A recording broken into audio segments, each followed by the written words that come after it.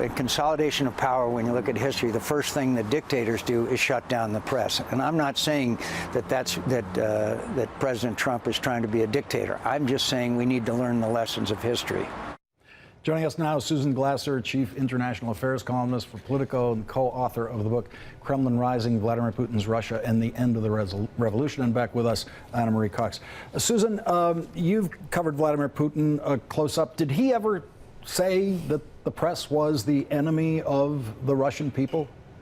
Well, you know, it's funny. That was really pretty much Vladimir Putin's very first move in office was to retake power over the media. The state TV had always been the biggest force in Soviet Russia. In independent Russia, they had a brief period where people were allowed to say what they wanted on the air, and TV was the big, important media. And the very first thing he did in his first year in office was take over the TV stations. It's a pretty good playbook. Now, of course, you don't want to go too far in the parallels between Trump's America and Putin's Russia, but I think this is something that is a playbook out of almost every authoritarian leader today, including in Turkey, for example, where the same thing is happening right now. Let's listen to what Trump said on Saturday at his rally in Florida about the fake news and ignoring them. We are not going to let the fake news tell us what to do, how to live, or what to believe. We are free and independent people, and we will make our own choices.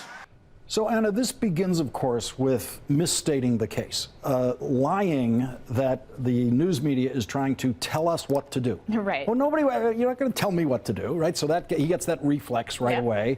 Tell us how to live. They're not telling you how to live. No one's doing that. But that's one of the elements of whipping up this hysteria against the media. Right. He's stoking resentment very specifically. And I was actually going to say, with that lead quote from McCain, where he said the first thing dictators do is stop the free press. The first thing they do is delegitimize it. The first thing they do is exactly what he's doing now, which is to turn people against it, to make them doubt it. And again, like, what's actually really frustrating is it's not in the service of even telling some greater truth. It's just to get people confused and have them doubt everything. A colleague of mine said, confusion is an authoritarian tool. If you can get people confused, if you can get them doubting what's real, you can tell them anything. And that I feel like is what's happening right now. Yeah, that's a great description. Susan, how do you think Vladimir Putin is seeing what's happening in the United States? Do you think he imagined that what's happening here now was ever possible, that you could have a president who was declaring the press to be the enemy of the American people and telling people that it's all lies, everything the American media says? That's something Vladimir Putin has been trying to convince the world of. You know, that phrase, enemy of the American people, is just such a stunning phrase to anybody who spent any time in Russia. Enemy of the people was literally the sentence and the exact term used to condemn people by Stalin to the Gulag and to death. And in fact, you can't even utter that phrase in Russia today without it having that very specific connotation. To see that used in an American context, even by the standards of Trump's over-the-top rhetoric, I really did a huge double take the other day. And it's something that's so far outside of the pale.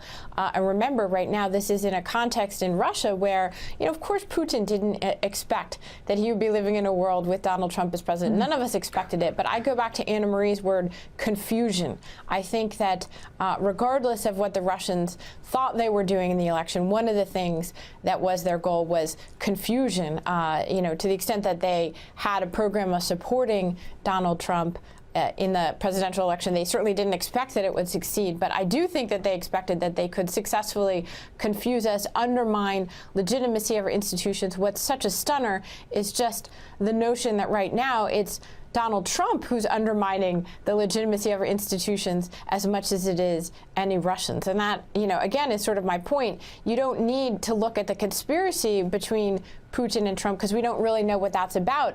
Just look at what Trump is actually doing, which is undermining these institutions of our system. Susan, as soon as you figure out what's going on with Putin and Trump, please come back and let us know what that's all about. Susan Glasser and Anna Marie Cox, thank you both for joining us. Really appreciate it. Thank you.